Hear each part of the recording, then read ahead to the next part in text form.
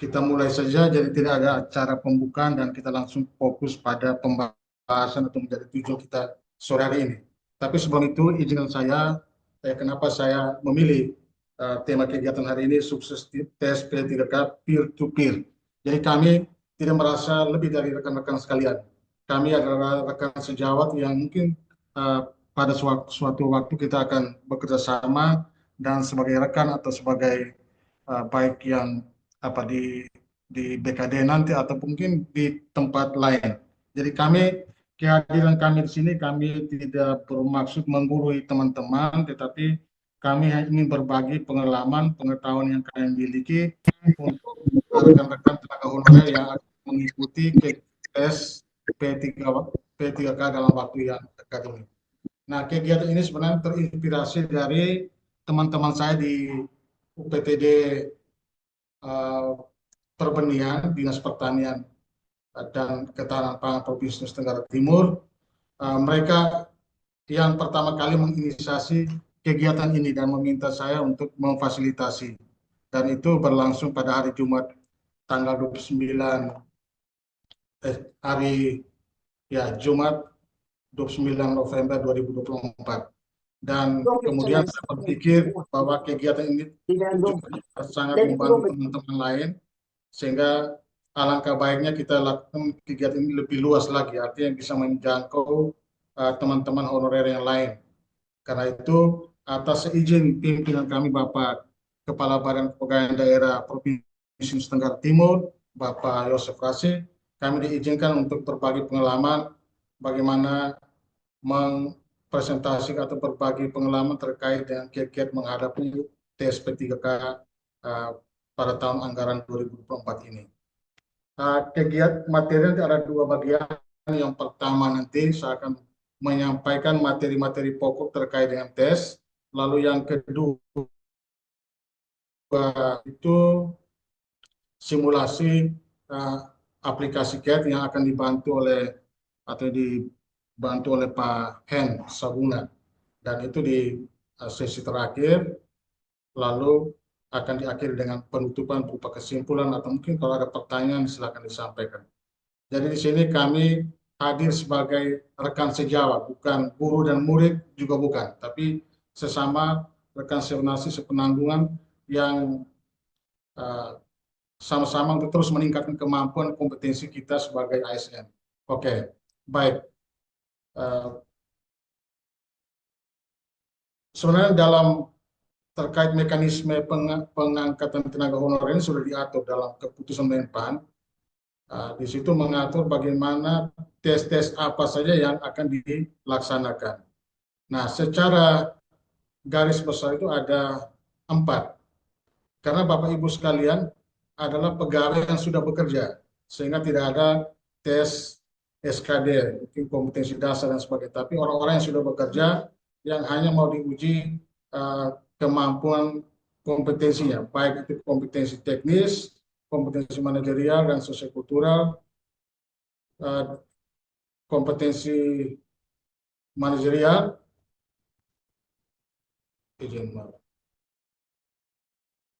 wawancara, kompetensi manajerial, kompetensi sosiokultural, dan wawancara. Jadi kurang lebih nanti materi yang akan saya sampaikan 4 hal ini. Kita mulai dengan kompetensi teknis. Nah, sebelum kita berbicara tentang materi atau cakupan materi pokok terkait tes ini, yang paling penting itu Bapak Ibu harus tahu, Bapak Ibu saat ini duduk dalam jabatan apa.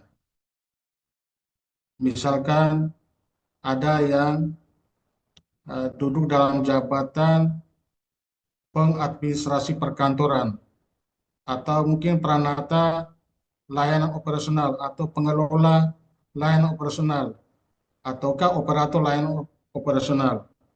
Dan mungkin juga ada jabatan lain seperti para guru ahli pertama misalkan. Jadi Bapak Ibu harus tahu Bapak Ibu saat ini menduduki atau dalam jabatan apa sebagai seorang pejabat pelaksana. Itu yang paling penting. Karena itu berkaitan dengan materi tesnya nanti. Jadi kompetensi teknis ini itu mau menilai penguasaan pengetahuan, keterampilan, dan sikap perilaku yang dapat diamat atau diukur dan dikembangkan yang spesifik berkaitan dengan bidang teknis jabatan. Jadi ini terkait kompetensi yang berkait dengan tugas jabatan Bapak Ibu. Sebagai contoh, misal ada jabatan pengadministrasi perkantoran. Ini bagi teman-teman yang berlatar belakang pendidikan SMA ya, itu umumnya dalam formasi ini.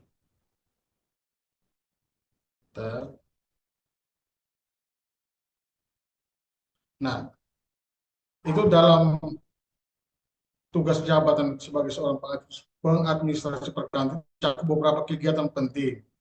Itu yang pertama, ada kegiatan bagaimana memproses dokumen sesuai dengan prosedur dan tertib administrasi. Lalu ada kegiatan aktivitas memilah dokumen sesuai dengan jenisnya, mengelompokkan dokumen sesuai dengan jenisnya, mendistribusikan dokumen sesuai dengan jenisnya, menyimpan dan memelihara dokumen sesuai dengan prosedur. Dan umumnya ini orang-orang atau pegawai yang bekerja di sekretariat atau di bidang yang ditugaskan untuk mengarsipkan surat, mengagendakan surat, dan bagi seorang pengadministrasi perkantoran, dia harus paham tugas-tugas ini. Begitupun dengan jabatan lain.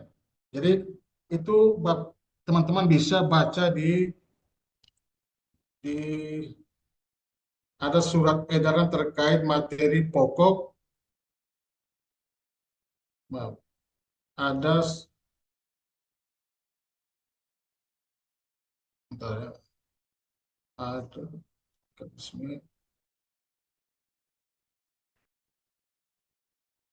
terkait jabatan dan uraian tugas jabatan ini Bapak Ibu bisa baca di surat edaran Menteri Pendanaan Aparatur Negara dan Reformasi Birokrasi nomor 85767 MNS 0100/2024, dan saya akan share nanti di usai kegiatan usai kegiatan ini saya akan share terkait dengan apa ya, nomenklatur jabatan dan tugas atau dan uraian tugasnya.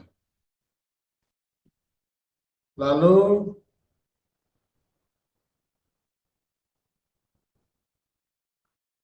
itu yang pertama, bahwa Bapak Ibu harus mengenal diri Bapak Ibu sendiri saat ini Bapak Ibu akan duduk dalam jabatan apa.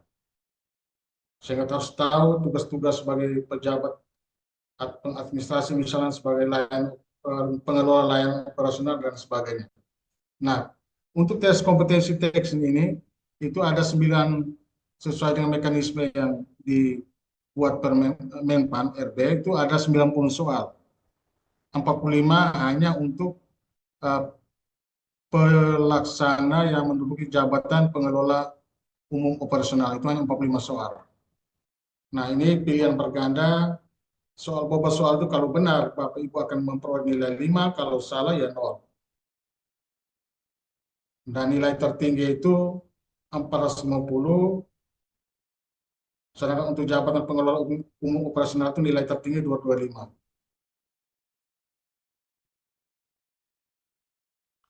Jadi Bapak Ibu harus paham betul soal pembobotan ini penting, karena kalau Bapak Ibu kalau salah menjawab itu nilainya 0, kalau benar 5. Oleh karena itu uh, mungkin kembali ke kegiatan ini Bapak Ibu bisa buka saya kembali uraian tugas terkait jabatan, lalu ruang lingkup pekerjaannya, peralatan yang digunakan, karena kemungkinan besar pertanyaan-pertanyaan akan muncul terkait dengan pekerjaan itu sendiri.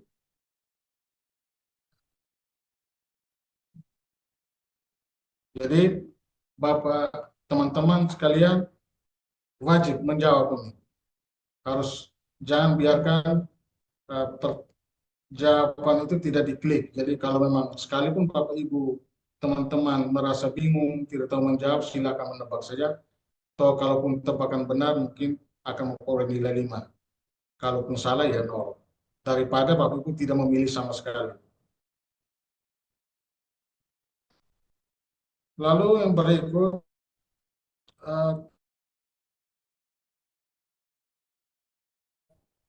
ini terkait surat edaran tadi.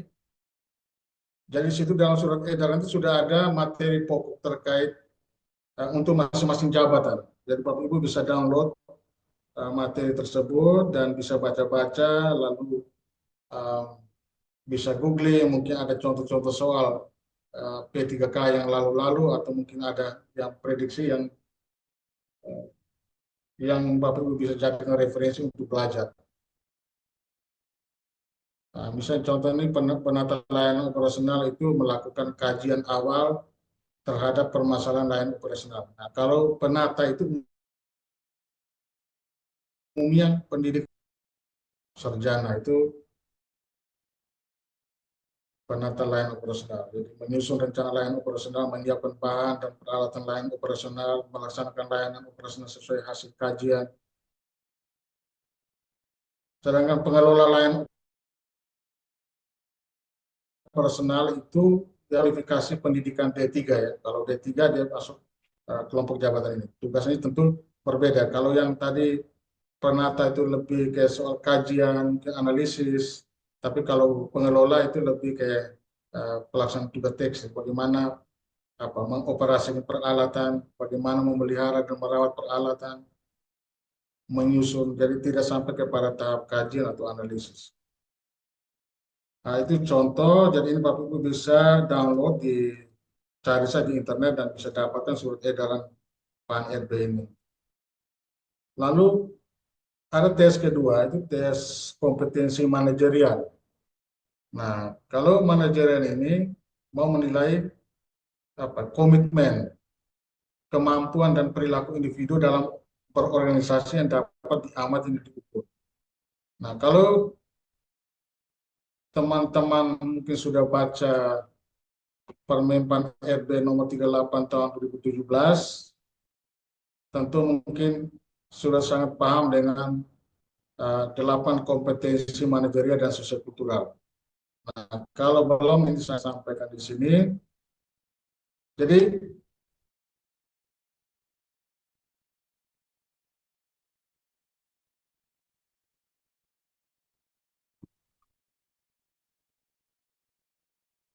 Jadi singkatnya tes ini bertujuan untuk menilai komitmen, kemampuan dan perilaku individu dalam organisasi yang dapat diamati.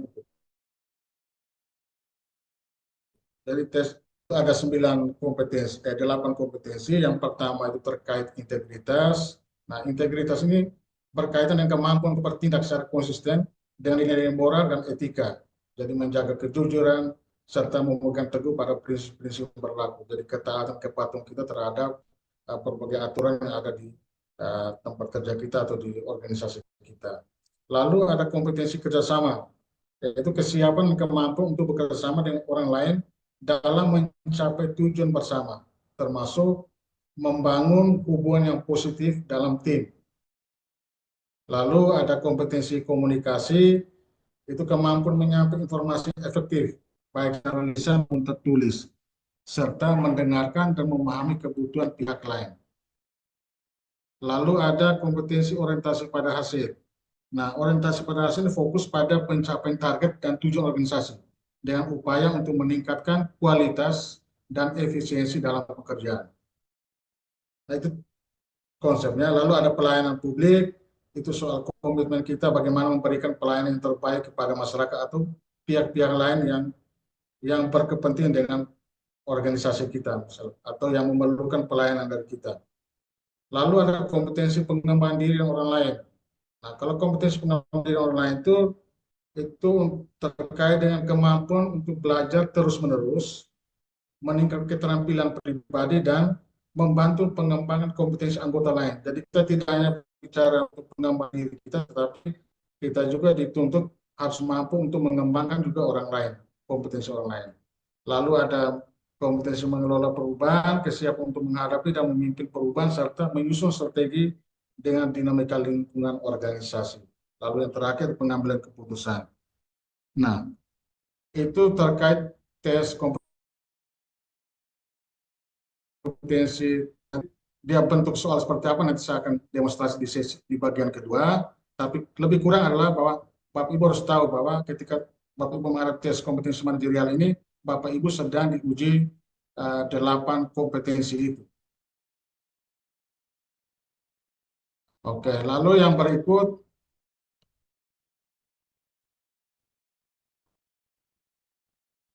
kompetensi sosial kultural. Jadi soalnya dia satu digabung dengan manajerial, tapi dia uh, hanya satu kompetensi, yaitu kompetensi perekat bangsa. Di sini mau menilai pengetahuan dan sikap terkait pengalaman berinteraksi dengan masyarakat yang majemuk atau yang beragam. Pengalaman kita atau teman-teman ketika berada di lingkungan yang heterogen, misalkan yang banyak etnis, banyak agama, banyak agama, ataukah mungkin di tengah masyarakat yang berbeda suku atau budaya dan sebagainya. Dan ini ada 20 soal. Kalau yang tadi manajerial itu 25 soal. Oh ya, saya lupa ya. Untuk manajerial 25 soal, lalu bobot soal itu 1 sampai 4. Artinya tidak ada jawaban yang benar dan salah. Semua jawaban benar, hanya bobotnya berbeda. Jawaban Bapak Ibu 0 jika Bapak Ibu tidak memilih jawaban pada saat tes KET nanti. Jadi di sini ya, kalau memang Bapak Ibu sedikit bingung, tidak paham dengan pertanyaan, tidak tahu dengan jawaban, ya secara teknis Bapak Ibu pilih saja toh, apapun jawaban Bapak Ibu tetap ada nilainya. Paling rendah 1, paling tinggi 4.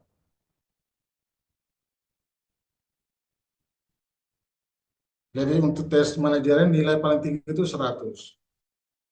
Lalu tipsnya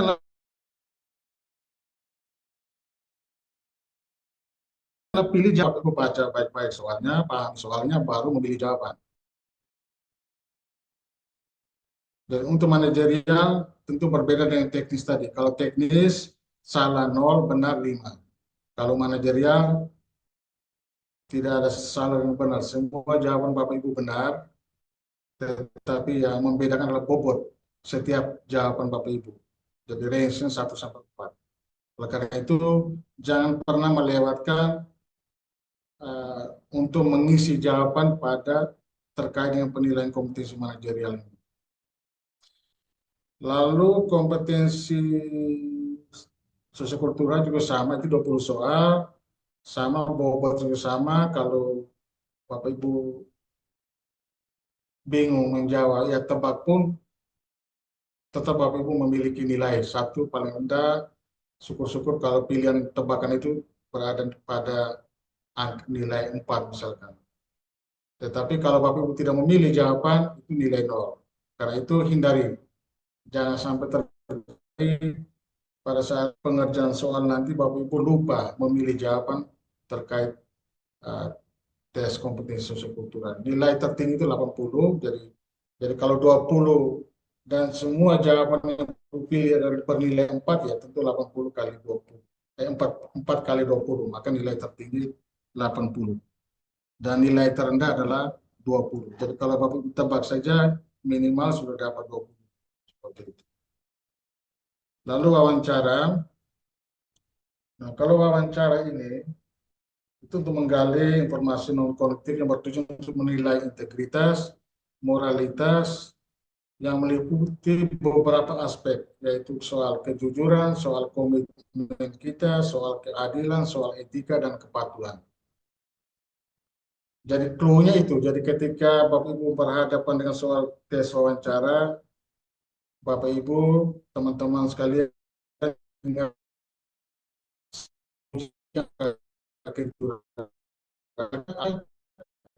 soal keadilan, etika kita. Nah, saya sempat coba belajar bersama dengan beberapa tenaga honorer dengan satu kasus begitu, dan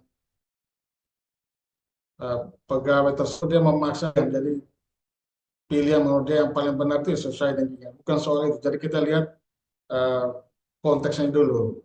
Jadi pilihlah jawaban yang paling baik sesuai dengan konteks atau pernyataan soal. Jadi ini yang 10 soal itu juga sama dengan bobotnya, sama dengan yang manajerial, sosiokultural, dan ya sosiokultural. Jadi apapun jawaban Bapak Ibu tetap ada nilai. Jadi nilai paling rendah ya yang ada sudah di tangan, kalau Bapak Ibu pilih itu 10. Tapi kalau Bapak Ibu pilih jawaban dan nilainya 4, bobotnya 4, maka nilai tertinggi adalah 40. Tidak menjawab, itu 0. Jadi eh, sangat diharapkan apa, teman-teman sekalian untuk menjawab semua pertanyaan. Jangan pernah ada pertanyaan yang dilewatkan. Nanti teknisnya bagaimana untuk membedakan pertanyaan yang sudah dijawab atau belum dijawab, itu nanti ada bagian berikut yang akan disampaikan oleh Pak N nanti. Nah, itu 4 materi tes ya, tes 4 jenis tes nanti. Bidang manajerial dan sosikultur satu paket, sedangkan wawancara itu sesi kedua. Oke, nah ini saya coba kasih beberapa contoh soal ya. Saya disclaimer memang ini bukan soal dari BKN atau dari mana-mana, tapi ini sama, saya juga sama seperti teman-teman kalian, kita ya referensi kita berupaya untuk cari di internet untuk jadikan bahan presentasi di sini.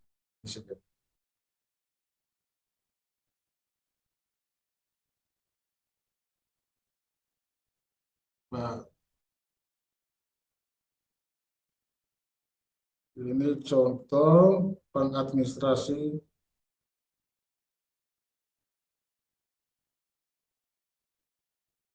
Nah, ini contoh soal ya. Tadi di awal saya sudah sampaikan, yang paling penting Bapak Ibu pahami dulu. Bapak Ibu duduk dalam jabatan apa. Mungkin sebelum di jabatan yang lain, tapi karena tuntut informasi, Bapak Ibu harus pindah formasi, maka Bapak Ibu harus paham tupoksi formasi jabatan yang baru itu. Syukur-syukur kalau di antara teman-teman sekalian tidak mengalami perpindahan, artinya apa yang dilakukan pekerjaan selama ini sudah sesuai dengan formasi yang ada saat ini. Nah, itu mungkin tidak perlu banyak belajar, tidak perlu cara, tapi bagaimana teman-teman yang mengalami perpindahan jabatan, tentu dia harus belajar lagi terkait jabatan yang baru. Nah, sebagai contoh di sini, untuk pengadministrasi perkantoran itu dia tugasnya bagaimana memproses dokumen sesuai prosedur atau tertib. Bagaimana memilih dokumen sesuai dengan jenisnya. Misalnya seorang pengadministrasi di kantor, di sekretariat, bagaimana dia memilih surat berdasarkan jenis surat, surat masuk, surat keluar, misalkan seperti itu. Jadi paling tidak dia memiliki wawasan sedikit tentang pengarsipan lah. Lalu bagaimana mendistribusikan dokumen. Nah, ini pertanyaan-pertanyaan contoh. Apa yang dimaksud dengan administrasi perkantoran ini maksud dengan pertanyaan pengantar. Nah, itu apakah proses pengolahan dokumen dan informasi dalam suatu perusahaan, pengolahan sumber daya manusia, pengolahan keuangan perusahaan, pengaturan jadwal karyawan. Nah, kalau dari uraian di atas jelas bahwa ini terkait dengan proses pengolahan dokumen dan informasi. Atau contoh lain di bawah sini, nah kita sudah siap menjawaban. Apa tujuan utama dari penyimpan dokumen di kantor? Apakah untuk menyusun laporan keuangan? Apakah untuk memastikan keamanan dan kemudahan akses dokumen? Apakah untuk meningkatkan produktivitas karyawan atau mengurangi biaya operasional?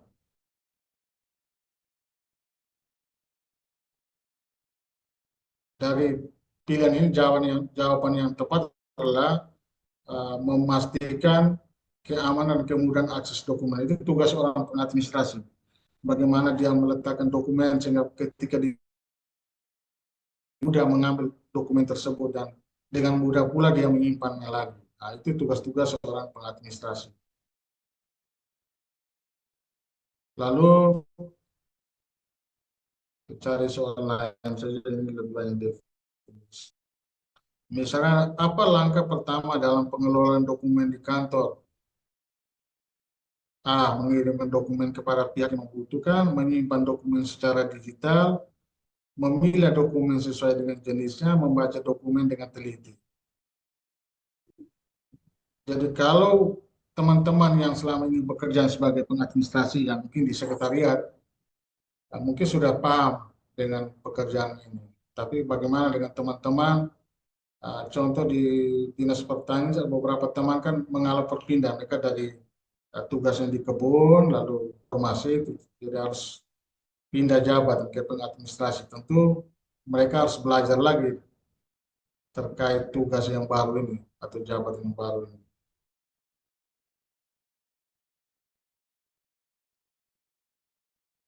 Nah, ini beberapa pertanyaan teknis. Intinya, pahami dulu jabatan Bapak Ibu sekalian, masing-masing, tahu area tugasnya apa, lalu alat perkat apa, alat pendukung untuk melaksanakan pekerjaan itu apa saja, ruang lingkup pekerjaan itu dengan siapa, dengan pihak mana saja, itu harus tahu. Lebih kurang bahwa pertanyaan-pertanyaan itu akan lebih berkaitan dengan jabatan Bapak Ibu saat ini. Itu teknis, lalu untuk soal kompetensi manajerial,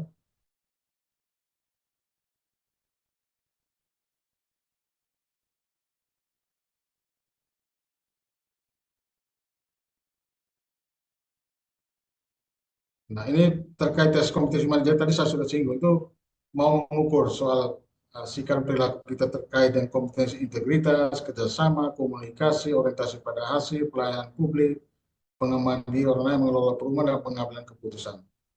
Contoh misalkan begini, Anda menemukan seorang rekan kerja yang mencoba memalsukan laporan keuangan untuk kepentingan pribadi. Kira-kira perilaku sikap apa yang kau akan kita ambil atau kita apa, tempuh terhadap rekan ini? A. Apakah mengabaikan karena itu bukan tanggung jawab Anda?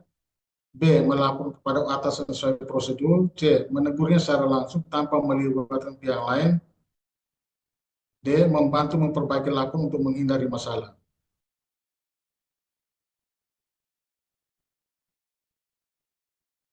Pilihan yang benar adalah melaporkan kepada atasan sesuai prosedur. Kenapa? Ini mau menilai sikap integritas kita. Jadi kita punya keharusan untuk melaporkan jika bila mana kita menemukan ada rekan kerja kita yang mungkin bekerja tidak sesuai dengan uh, aturan atau tidak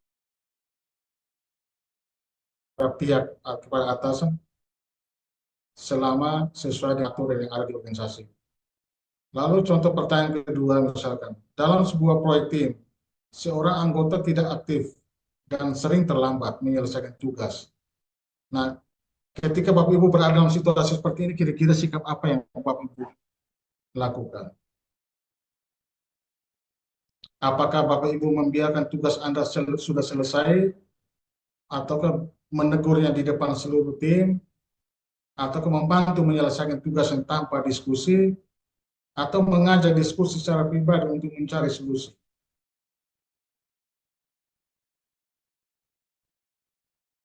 Nah, ini mau menguji kemampuan kita bagaimana kita menjalin kerjasama dengan orang lain. Dan juga bagaimana kita berkomunikasi yang efektif untuk membantu anggota tim lain dalam menghadapi tantangan atau kesulitannya. Jadi dia biasanya berupa pertanyaan situasi, lalu pilihan itu respon atau tanggapan kita terhadap situasi itu. Contoh-contoh ini mungkin kalimatnya masih singkat, masih terlalu pendek. Kalau soal-soal yang kalau saya perhatiin beberapa contoh itu biasanya panjang, dan itu memang sengaja dibuat tricky supaya apa ya, memberikan apa ya, ada kalimat-kalimat yang agak mengecoh dan sebagainya, itu hanya untuk apa menuntut ketelitian kita saja. Kalau ini memang kalimatnya sedikit lugas, singkat, sehingga mungkin kalau ketika Bapak Ibu menemukan soal seperti ini mungkin mudah menjawab. Tetapi ada soal yang ternyata ceritanya sangat panjang, tetapi pilihan-pilihannya singkat seperti itu. Nah, ini juga contoh proyek yang Anda pimpin menghadapi keterlambatan karena kurangnya koordinasi. Kira-kira sikap atau tindakan atau perilaku apa yang Bapak Ibu lakukan atau langkah apa yang Bapak Ibu tempuh? Apakah menyalahkan anggota tim yang lambat? Nah, ini kan kecenderungan kita kalau dalam kerja dalam tim, kadang-kadang kita menyalahkan orang lain misalkan, atau mengidentifikasi kendala dan menyusun strategi perbaikan. Proyek sampai tim siap, ataukah membagi ulang tugas tanpa konsultasi. Jadi kalau kita memperhatikan soal ini sebenarnya mau menguji kompetensi orientasi pada hasil.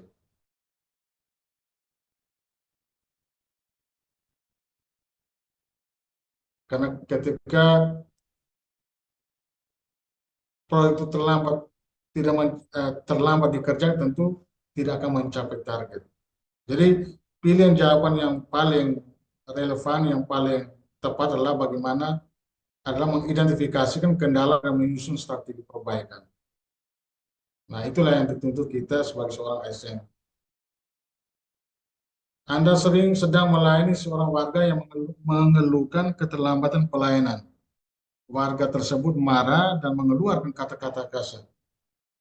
Apakah Anda mau membalas kemarahan dengan tegas, ataukah tetap tenang dan menjelaskan proses dengan sabar, ataukah meminta warga untuk meninggalkan tempat, atau mengalihkan warga kepada rekan kerja yang lain? Kira-kira tindakan yang paling tepat adalah mana? Sebagai pelayan publik, tentu kita harus bersikap tenang dan menjelaskan proses dengan sabar. Karena tadi ini untuk membidik kompetensi pelayanan publik. Bagaimana kita memberikan pelayanan yang terbaik bagi orang atau pihak-pihak yang kita layani. Jadi untuk soal ini kita memilih jawaban yang paling pas adalah tetap tenang dan menjelaskan proses belajar, proses dengan benar. Lalu ada contoh lain misalkan Anda harus memilih antara dua vendor dengan penawaran harga berbeda untuk proyek. Vendor pertama memiliki rekam jejak yang baik, sedangkan vendor kedua menawarkan harga lebih murah. Nah, ini kan situasi mungkin sering kita temukan di lingkungan kita masing-masing. Kadang-kadang ada godaan yang seperti itu. Jadi ada yang apa? Ada vendor penawar yang lebih murah, tapi ada vendor yang mungkin dia harga lebih mahal, tapi dia punya rekam jejak yang baik. Nah, terhadap situasi seperti ini atau kondisi seperti ini, kira-kira keputusan apa yang diambil oleh Bapak Ibu? Apakah memilih vendor pertama karena rekam jejaknya, atau memilih vendor kedua untuk menghemat anggaran, atau membanding kualitas biaya dan risiko untuk membuat putusan, ataukah menyerahkan keputusan kepada atasan? Tentu kita sebagai pegawai tentu mempertimbangkan. Ya, yang pertama mungkin membandingkan dulu kualitasnya produk dari kedua vendor itu. Lalu mungkin membandingkan biaya dan juga risiko. Jadi ini untuk menilai kemampuan kita dalam mengambil keputusan. Dan salah satu kompetensi ASN itu adalah kompetensi pengambilan keputusan, di mana yang membutuhkan analisis, perbandingan, komparasi dengan eh, berbagai aspek yang membedakan antara satu dengan lain sebelum mengambil sebuah keputusan yang tepat. Contoh lain, ketika Anda diminta untuk membuat laporan yang tidak sepenuhnya akurat, tapi Anda tahu kalau laporan tersebut disesuaikan, itu bisa memberikan keuntungan bagi organisasi. Kira-kira apa yang Anda harus lakukan? Apakah Bapak Ibu menyelesaikan laporan untuk kepentingan organisasi, dan memberikan laporan yang akurat, meskipun itu mungkin tidak sesuai dengan harapan atasan? C. Membicarakan masalah tersebut dengan atasan, mencari solusi yang sah, atau menunda laporan hingga keputusan lebih lanjut. Nah, ini soal terkait bagaimana menguji sikap integritas kita terhadap pilihan-pilihan. Jadi, maka jawaban yang paling tepat adalah menyampaikan laporan yang akurat meskipun tidak sesuai dengan harapan atasan. Tapi kita harus jujur dengan kondisi yang ada.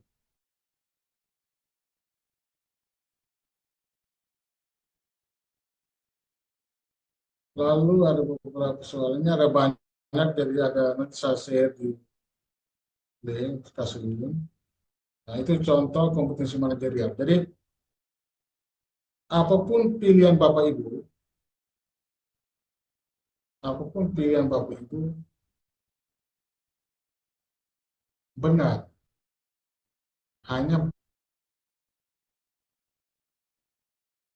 tetapi untuk menjawab ini kita mencari jawaban yang bobotnya yang paling tinggi.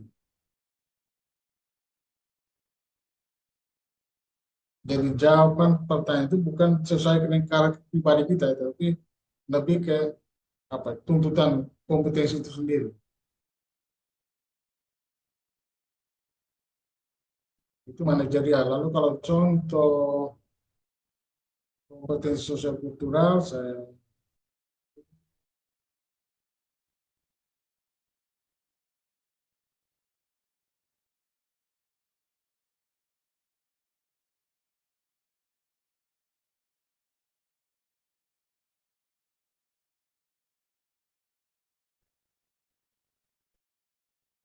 jadi kalau sosial kultural itu bertujuan untuk menilai pengetahuan dan sikap individu dalam berinteraksi dengan masyarakat yang beragam.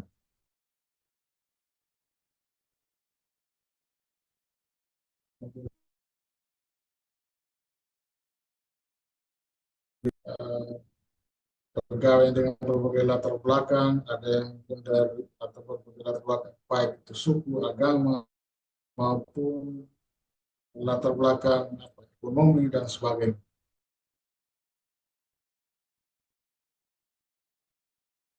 Jadi pertanyaan-pertanyaan yang diajukan di sini mau menguji bagaimana sikap kita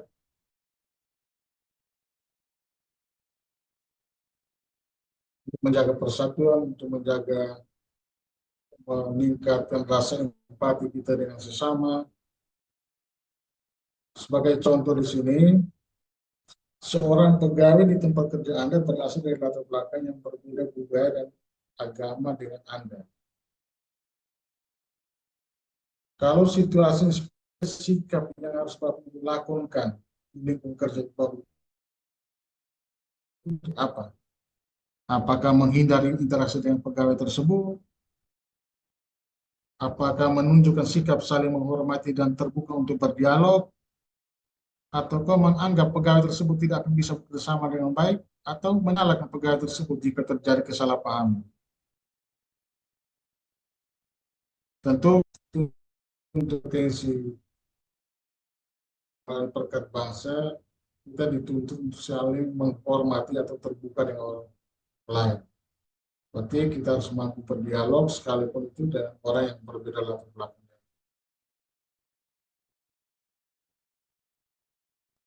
Di lingkungan kerja Anda bertemu dengan kolega dari suku yang berbeda, kadang terjadi salah paham dalam komunikasi.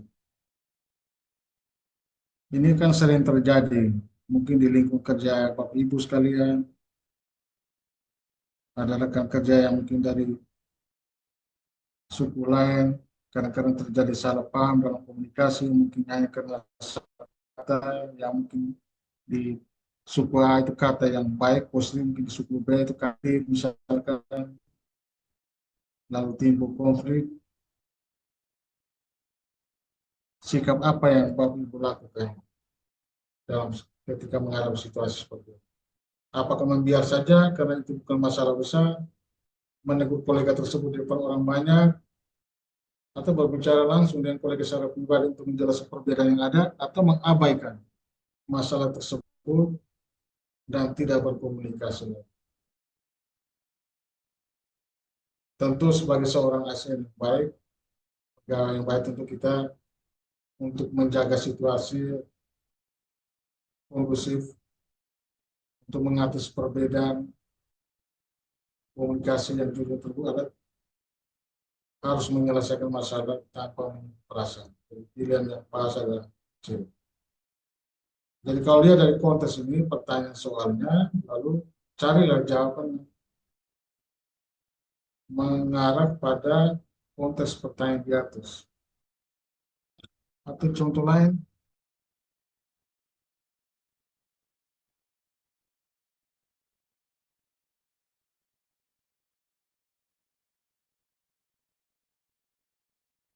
Misalkan dalam sebuah acara perusahaan terdapat makanan yang tidak sesuai dengan pantang agama atau budaya tertentu.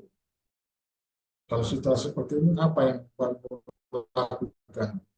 Apakah menyajikan makanan tanpa memperhatikan pantang agama atau budaya, atau memastikan ada pilihan makanan yang dapat diterima oleh semua agama dan budaya, atau membiarkan individu yang tidak dapat makan memilih untuk tidak makan, atau mengabaikan keberagaman yang sama untuk semua. Nah ini kalau di konteks entertainment sudah lazim ya. Biasanya ada dua tempat, yang umum dan khusus. Jadi itu beberapa contoh terkait eh, tes kompetensi sosiokultural.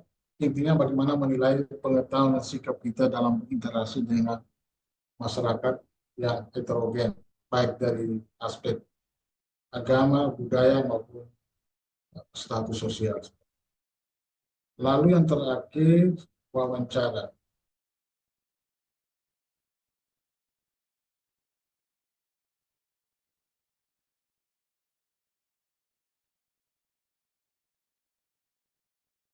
Jadi wawancara ini berusaha untuk menggali. Memang tidak ada wawancara face to face, ya. Bapak Ibu hanya menjawab pertanyaan di komputer masing-masing.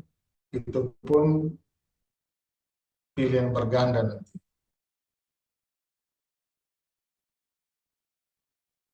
Ketika Bapak Ibu masuk pada sisi wawancara, yang perlu diperhatikan adalah aspek-aspek yang dinilai dalam tes itu. Pertama itu kejujuran. Jadi menilai sejauh mana individu dapat diandalkan untuk memberi informasi yang benar serta menghindari penyembunyian fakta atau manipulasi. Misalnya.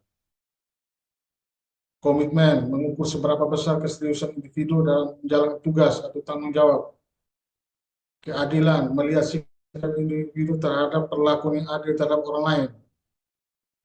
Etika dan kepatuhan. Jadi ada 4 aspek itu yang harus Bapak Ibu ingatkan ketika menghadapi tes wawancara. Kejujuran, komitmen, keadilan, etika, dan kepatuhan. Nah, sebagai contoh di bawah ini, seorang rekan kerja Anda meminta Anda untuk memberikan laporan yang telah Anda buat. Tetapi Anda tahu bahwa laporan tersebut belum sepenuhnya sesuai dengan data yang valid.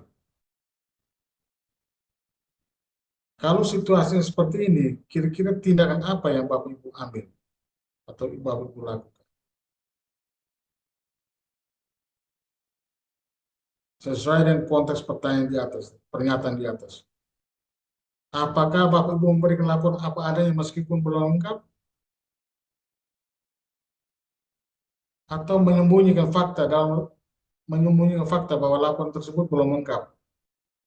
Atau memberikan laporan dengan penjelasan bahwa data belum lengkap dan perlu diperbaiki?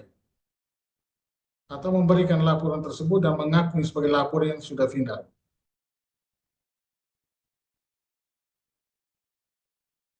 Kalau kita memperhatikan soal ini, itu mau menguji soal kejujuran kita.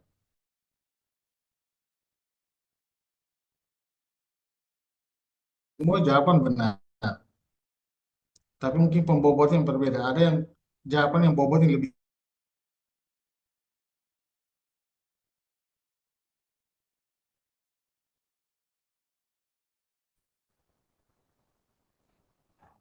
Nah, di sini jawabannya C,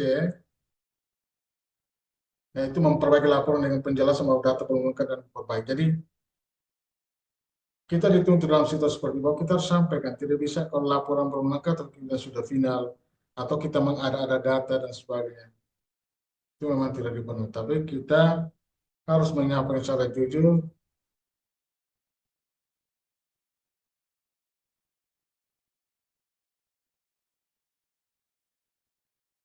Lalu ada pertanyaan lain, apakah Anda bekerja pada sebuah proyek besar yang membutuhkan waktu lebih lama dari yang diperkirakan? Beberapa anggota tim mulai ragu apakah proyek itu dapat diselesaikan tepat waktu. Apa yang Anda lakukan? Menyerah dan membiarkan anggota tim lain mengurusnya? Atau berusaha untuk menyelesaikan tugas dengan lebih cepat tanpa memperhatikan kualitas? atau terus berkomitmen bahwa proyek itu tidak bisa selesai tepat waktu. Nah, ini kalau kita perhatikan soal ini, itu menuntut komitmen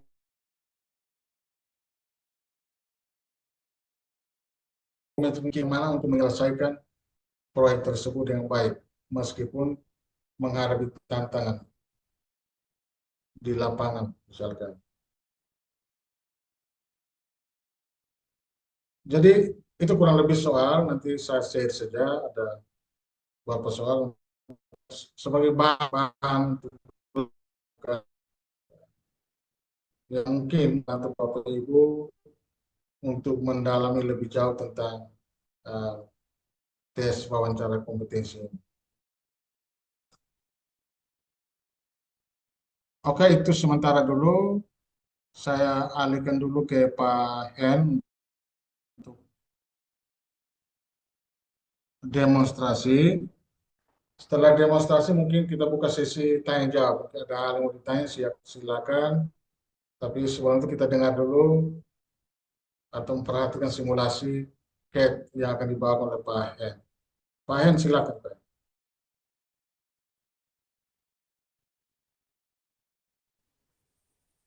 Baik, terima kasih Pak Goris atas kesempatan yang diberikan.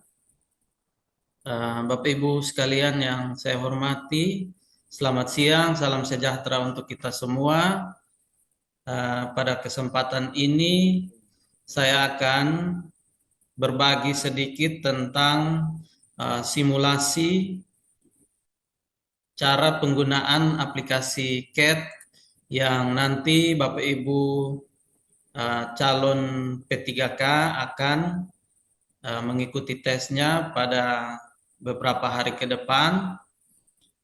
Mohon izin saya langsung saja ke materi.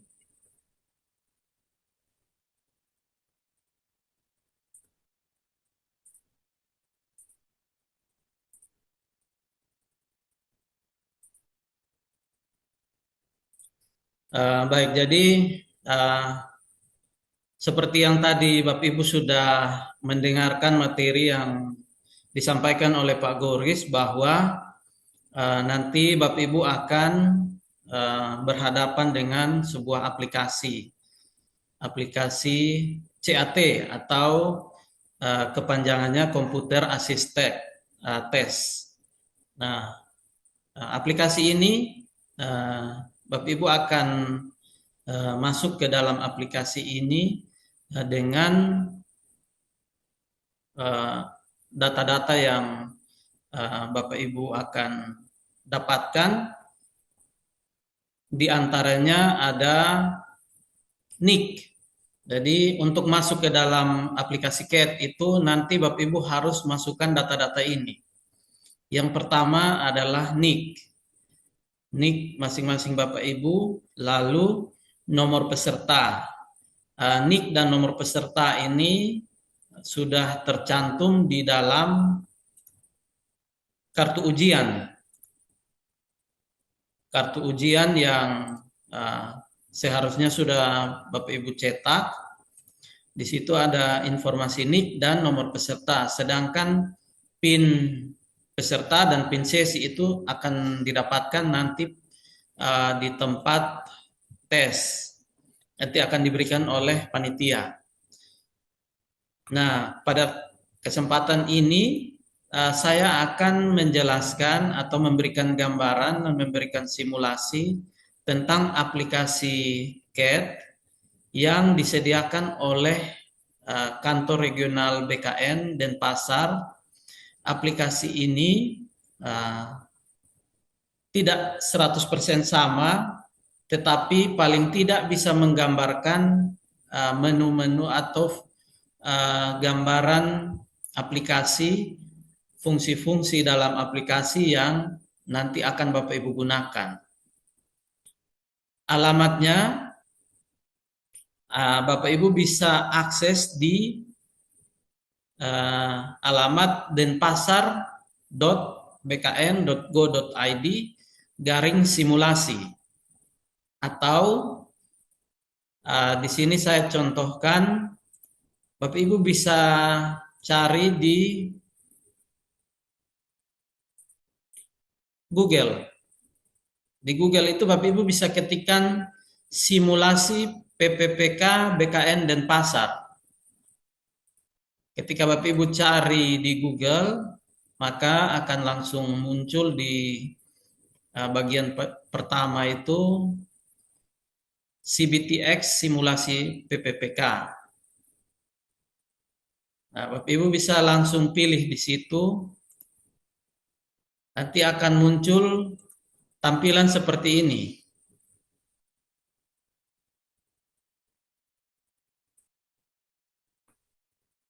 Nah, yang harus Bapak Ibu isi di aplikasi itu adalah ini, NIK, nomor peserta, PIN peserta, dan PIN sesi. Nah, di aplikasi simulasi ini, Bapak Ibu tidak perlu mendaftar. Mungkin ada di antara Bapak Ibu yang sudah mencoba mencari tahu di internet, sudah bahkan ada yang mungkin sudah mencoba tryout yang ada di internet. Nah, di sini Bapak Ibu tidak perlu mendaftar untuk bisa menggunakan simulasi ini. Ketika Bapak Ibu buka, sudah ada informasi user yang tersedia, tinggal Bapak Ibu masukkan. Lalu untuk simulasi ini hanya terdapat 40 soal. Kalau tadi sudah dijelaskan oleh Pak Goris bahwa kompetensi teknis, manajerial, sosial kultural, dan wawancara itu ada jumlah soal yang berbeda-beda. Kalau tidak salah, total itu ada 85 soal. Nah, tetapi dalam simulasi ini itu hanya terdapat 40 contoh soal. Kenapa? Karena tujuan dari aplikasi ini adalah untuk melatih Bapak Ibu cara menggunakan aplikasi CAT. Juga supaya Bapak Ibu mengenali tampilan dan fungsi-fungsi yang ada di dalam aplikasi. Supaya ketika nanti Bapak Ibu sudah ada di ruang tes, sudah berhadapan dengan aplikasi, Bapak Ibu sudah punya gambaran apa-apa yang harus diisi, data apa yang harus diisi, bagaimana cara menjawab soal, bagaimana cara melewati soal kalau ada yang belum bisa dijawab, bagaimana melihat berapa soal yang sudah dijawab, berapa yang belum, dan seterusnya. Ini fungsi dari simulasi aplikasi CAT ini. Baik, langsung saja saya masuk ke dalam simulasi ini. Di sini saya akan mulai dari tadi halaman pertama Google. Misalkan Bapak Ibu mencari di Google dengan mengetik simulasi PPPK, BKN, dan pasar. Nanti akan muncul di hasil paling pertama, tinggal klik di sana. Lalu sudah terbuka aplikasinya, tampilannya seperti ini.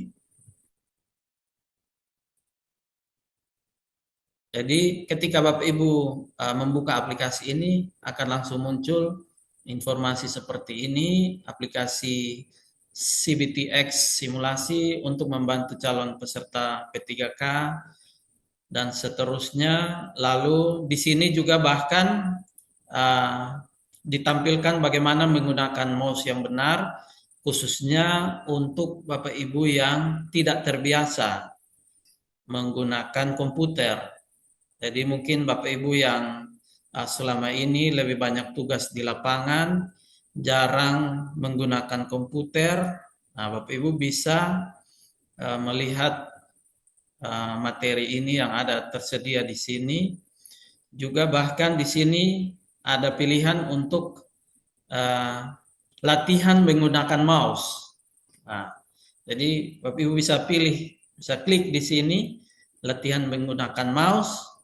Nah, akan muncul seperti ini, tinggal mengikuti. Arahkan kursor ke tulisan sorot ini yang warna merah. Jadi di sini disediakan latihan untuk Bapak Ibu yang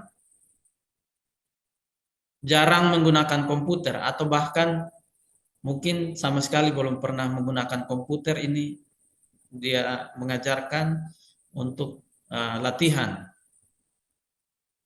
Nah, ketika Bapak Ibu sudah cukup mahir, bisa klik di sini, klik untuk kembali ke CBT, simulasi.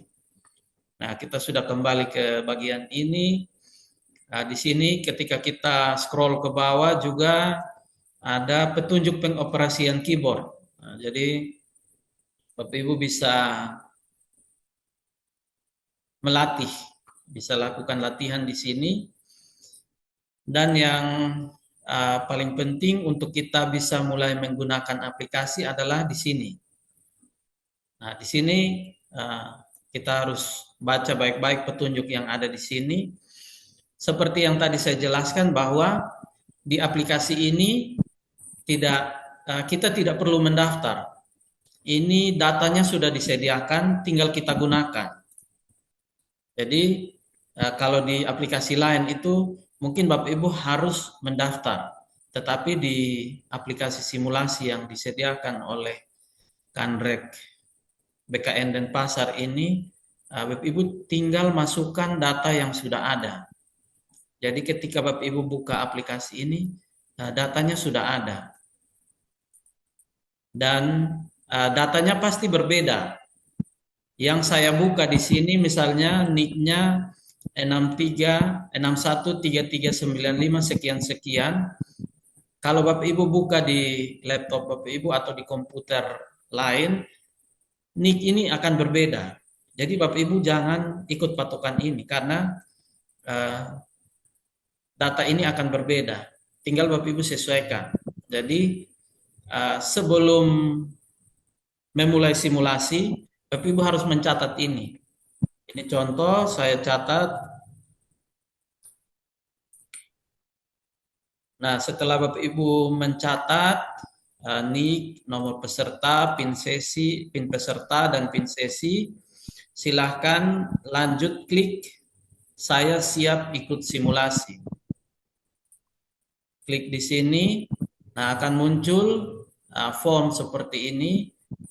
Form ini yang nanti akan Bapak Ibu isi pada saat Bapak Ibu akan mengikuti tes nanti.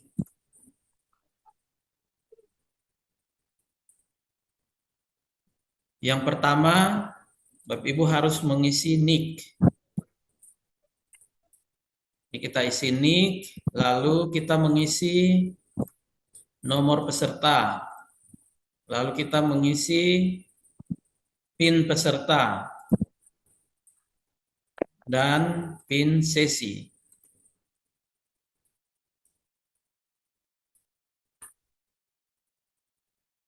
Setelah kita mengisi semua data ini, kita pastikan Bapak Ibu mengisinya secara teliti supaya data yang diisi ini benar.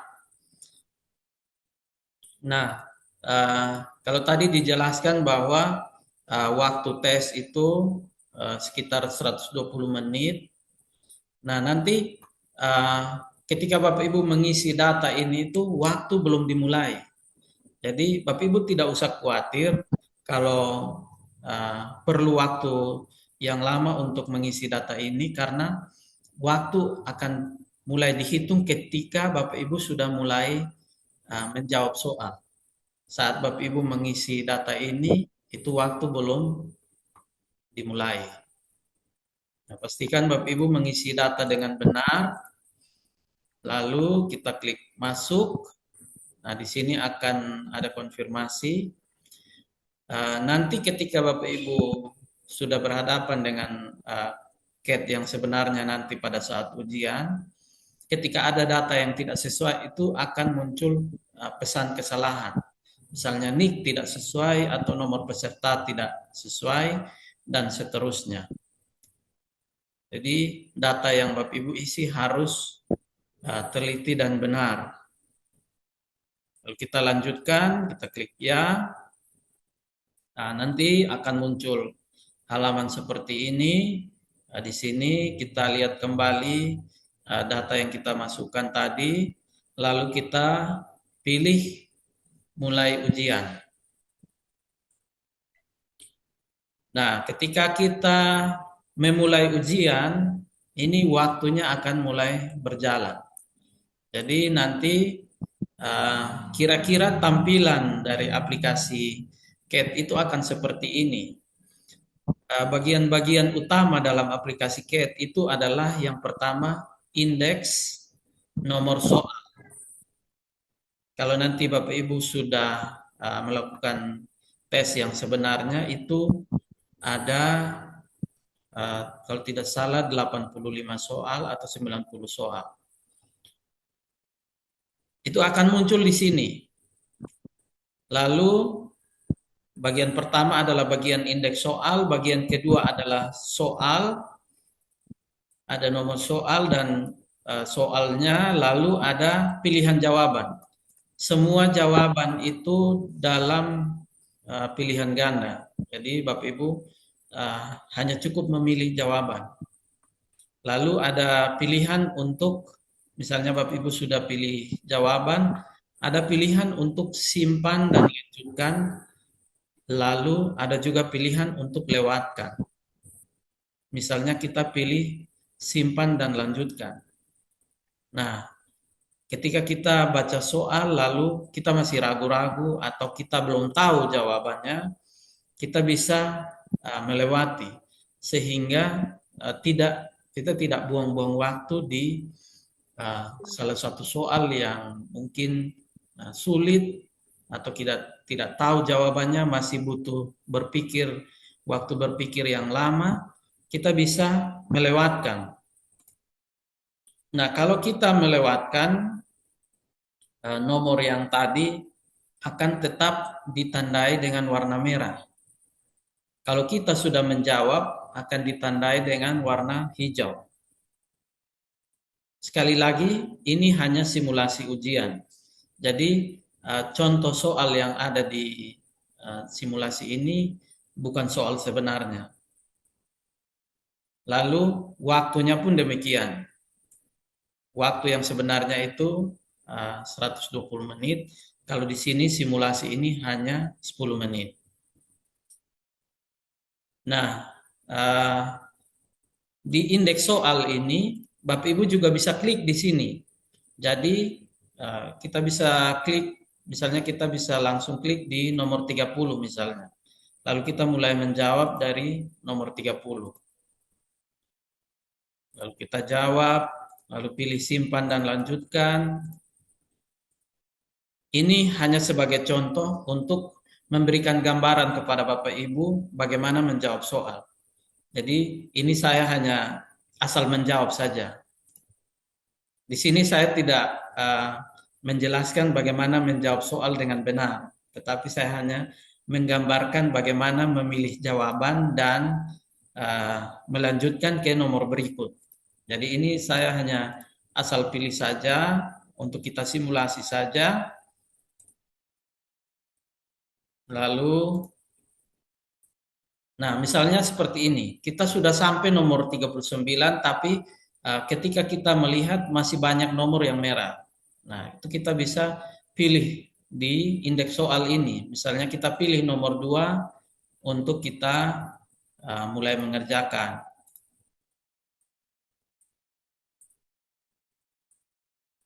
Jadi tugas Bapak Ibu hanya membaca soal, lalu memilih jawaban, lalu klik simpan dan lanjutkan. Baca soal, pilih jawaban, simpan dan lanjutkan. Kalau baca soal, belum tahu jawaban, bisa klik lewatkan. Baca soal, pilih jawaban, lalu simpan dan lanjutkan. Dan seterusnya. Ini saya hanya melakukan simulasi hanya sebagai contoh bagaimana memilih jawaban akan ada 5 opsi jawaban.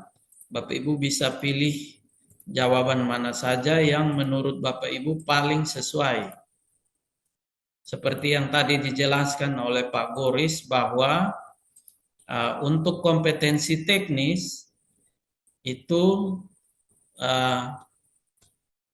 jawaban benar nilai bobotnya 5, jawaban salah bobotnya 0. Tetapi kalau kompetensi manajerial, sosial kultural, dan wawancara itu setiap opsi ada bobotnya antara 1 sampai 4. Jadi berbeda antara soal kompetensi teknis dan soal kompetensi manajerial, sosial kultural, dan wawancara.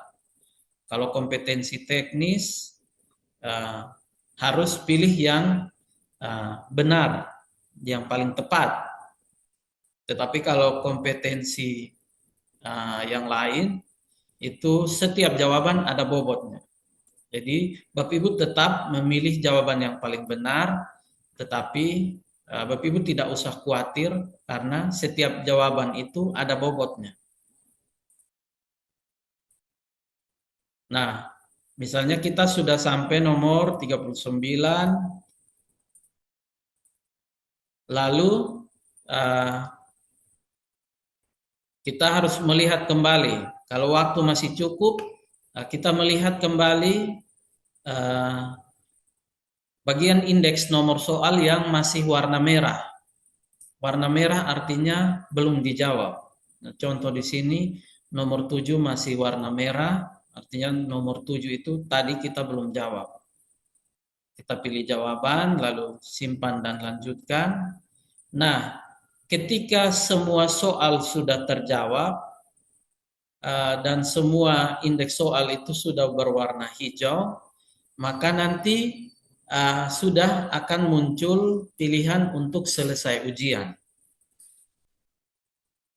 Ketika sudah ada pilihan untuk selesai ujian, Bapak Ibu bisa langsung klik selesai ujian. Atau Bapak Ibu bisa, kalau masih ada waktu, Bapak Ibu bisa lihat kembali soal-soal yang tadi sudah dikerjakan.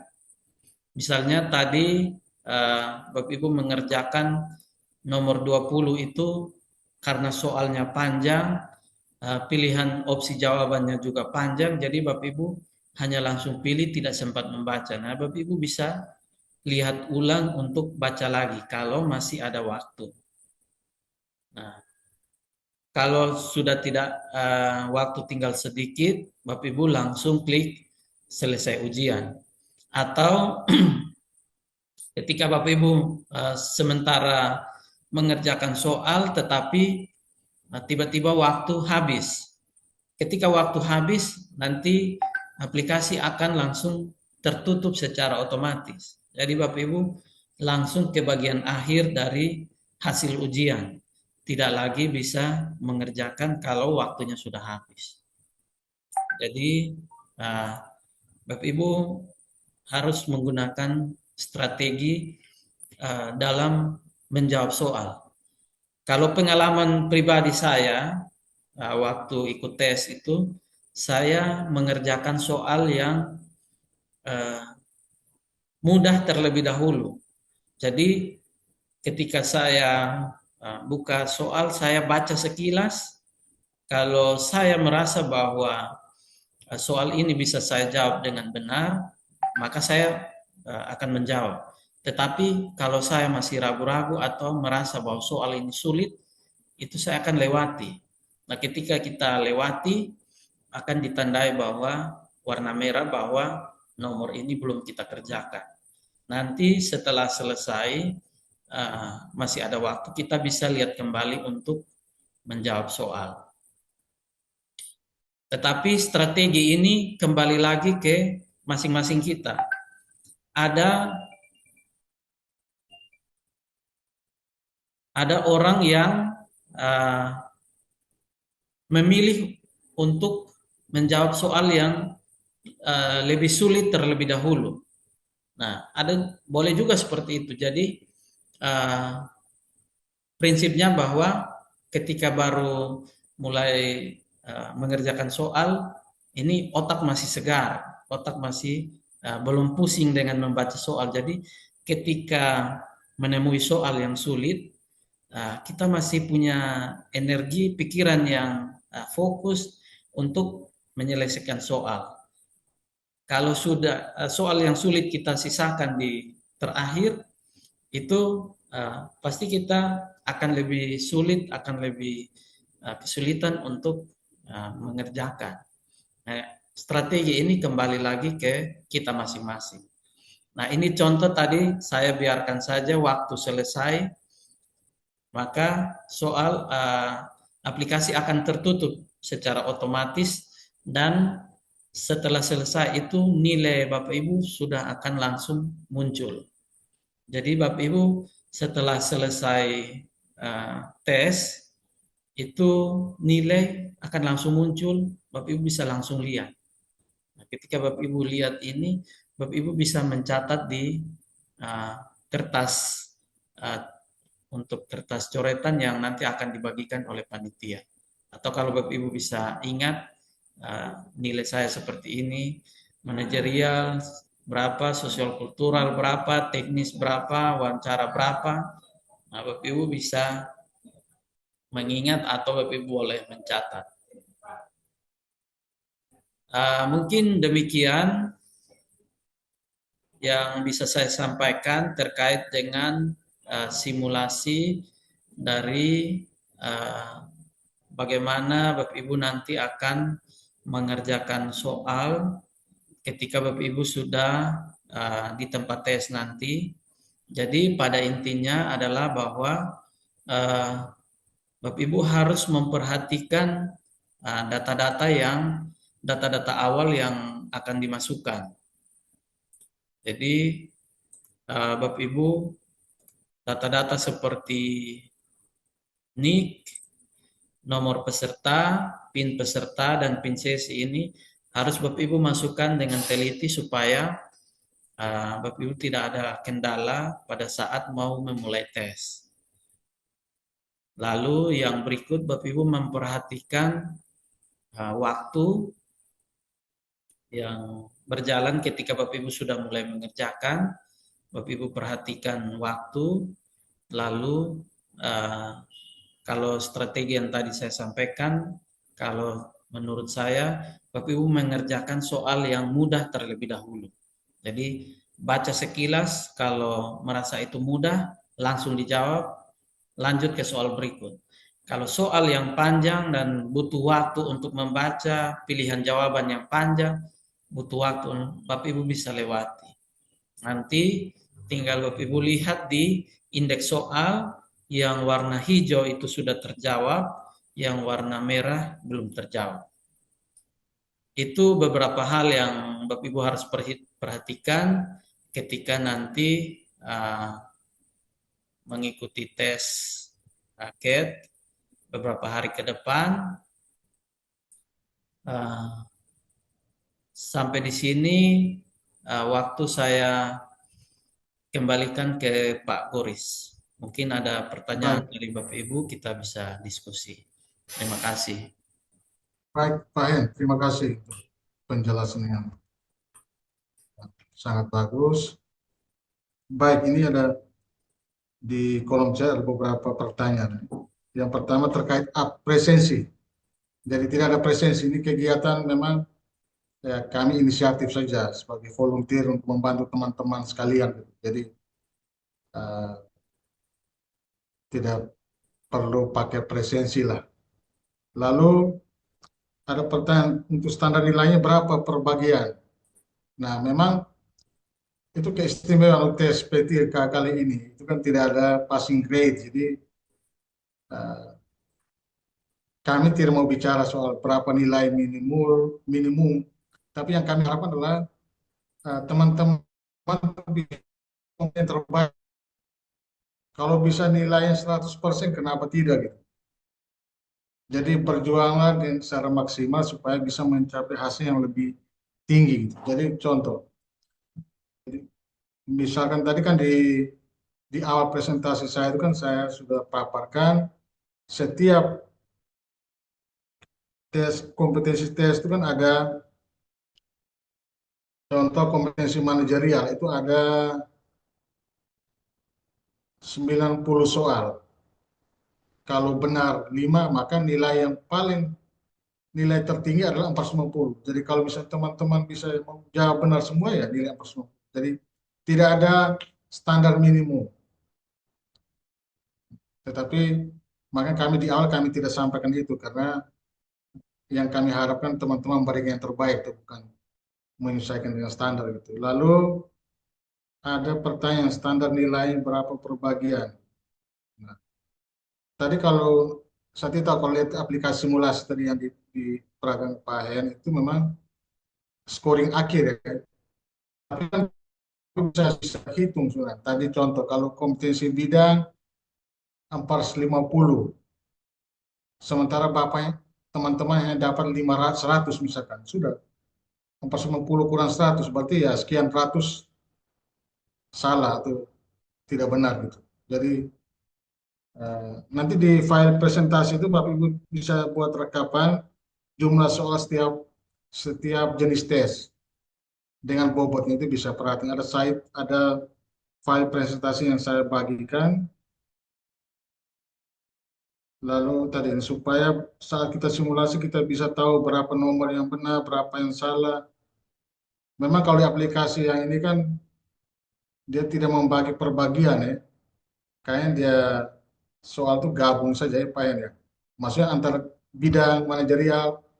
Nah, mungkin kalau nanti aplikasinya resume mungkin dia per jenis tes kali ya. Nah, itu yang saya kurang tahu. Tapi tidak penting itu. Yang penting adalah Bapak Ibu paham kompetensi bidang itu yang dites apa. Bobot soalnya berapa. Kompetensi manajerial yang dites itu apa. Bobotnya berapa.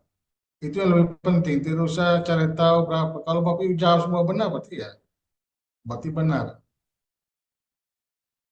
Jadi saya kira yang tadi disampaikan oleh Pak Hen itu sangat membantu teman-teman bahwa kalau diminta Bapak Ibu untuk belajar saat ini kan waktunya sudah tidak cukup. Jadi cara yang paling baik bagaimana Bapak Ibu mengkondisikan diri pada saat tes, bagaimana mengelola waktu dengan baik, bagaimana teknik mengerjakan pilihan, teknik mengerjakan dengan baik, bisa mulai dari yang mudah, mungkin dari yang sulit, itu kembali pada kemampuan teman-teman. Tapi saya kira Pak Hen tadi sudah sangat jelas. Nah, kalau saya secara pribadi, saya ingatkan, kalau memang waktu tesnya 120 menit, gunakan waktu 120 menit. Jangan karena memperhatikan teman-teman ada yang teman-teman lain sudah selesai, mungkin dalam waktu tempo 30 menit dan selesai. Nah, belum tentu dia benar semua juga. Jadi fokus pada diri masing-masing, masuk ruangan, efektif gunakan waktu secara efektif, jangan buru-buru keluar. Kalau bisa cross check lagi jawaban yang Bapak Ibu sudah jawab tadi mungkin ada yang keliru atau apa diperbaiki. Kalau tidak ya baru kirim. Kalau zaman kami kan masih paper based ya, bukan CAT. Jadi masih pakai lembar jawaban. Jadi pakai kertas. Itu kadang-kadang tes itu ada teman-teman yang mungkin dalam tempo 20 menit sudah keluar. Sudah keluar, lalu mereka apa bukan mengganggu tapi mereka dikira mereka langsung meninggalkan tempat tes, tapi mereka masih dari ruang ke ruang lihat kita. Mungkin mereka butuh pengakuan dari kita yang lain.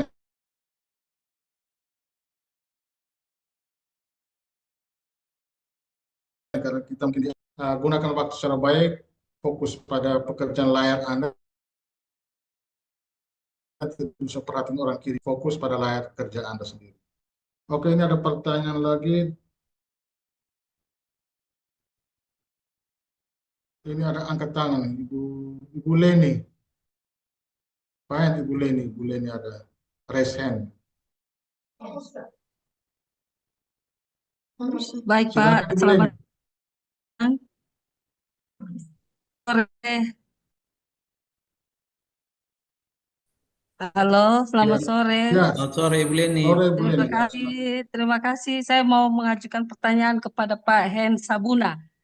Ya, Pak, ya, tadi kan begini Pak, tadi Pak bilang kalau seandainya jawaban kita sudah pasti, kita simpan dan lanjutkan. ya, Terus kalau kita masih ragu dengan kita jawaban, kita lewatkan. Misalnya Pak, saat ujian kita masih ada waktu. Apakah di jawaban yang telah disimpan dan lanjutkan itu apa kita masih bisa mengubah atau mengeditnya kok Pak? ya. Mengganti begitu jawabannya. Oke, itu saja kok Ibu pertanyaan. Iya, iya Pak. Makasih banyak Pak. Ya, terima kasih Ibu Leni. Ini pertanyaan yang sangat bagus. Jadi, eh, kalau tadi saya katakan bahwa ketika Bapak Ibu masih belum tahu jawaban atau masih soalnya panjang sekali, belum bisa sempat membaca atau soal atau membaca pilihan jawaban, Bapak Ibu bisa melewati. Tetapi kalau soal yang Bapak Ibu sudah pilih jawaban, lalu sudah simpan dan lanjutkan, itu pun Bapak Ibu bisa ubah. Jadi soal yang sudah dipilih jawaban, misalnya nomor satu sudah pilih A, lalu ketika waktu masih ada, Bapak Ibu mau lihat kembali, ternyata begitu baca, oh ini harusnya B, tinggal Bapak Ibu pilih B, lalu simpan. Seperti itu. Jadi sangat bisa Ibu Leni bisa untuk mengubah jawaban yang sudah dipilih sebelumnya. Begitu Ibu Leni. Sudah bisa menjawab Kak Ibu Leni? Ya, sudah Pak. Makasih banyak Ya, Pak. sama-sama Ibu. Mungkin masih ya, ada pertanyaan dari Bapak Ibu yang lain. Silahkan. Oh iya, baik. Ini begini, kita ini kan dinas pertanian ini tenaga operator teknis di lapangan ini kan banyak, artinya SDM dengan keseharian mereka bertugas ini kan tidak menggunakan laptop. Nah, apakah ada pendamping saat ujian atau tidak untuk mengoperasikan laptop untuk ujian? Karena ini yang di lapangan banyak yang sudah usia-usia lanjut ini. Apa ada pendamping di ini tidak? baik, baik. Mungkin saya jawab setelah itu ditambahkan Pak Hen. Ya, Nah, memang di sana ada petugas, tetapi untuk mengoperasikan itu mau tidak mau yang bersangkutan harus bisa. Makanya tes ini kan cuma klik saja, tidak perlu mengetik. Mungkin yang mengetik itu pada saat mengetik identitas saja. Oleh karena itu, di simulasi tadi di awal tuh ada bagaimana cara memegang mouse, menggeser mouse, menggerakkan mouse, atau bagaimana mengetik. Jadi saya saran ke teman-teman, mungkin masih ada tersisa waktu ini, 1-2 hari ke depan ini, coba latih mengetik, khusus mengetik angka nomor peserta atau nama diri atau apa yang sesuai identitas yang Pak Hen menjelaskan tadi. Ada berapa ya nomor peserta, nik dan seterusnya. Coba latih mengetik itu, lalu latih terbiasa menggunakan mouse. Makanya masuk aplikasi kayak tadi supaya terbiasa.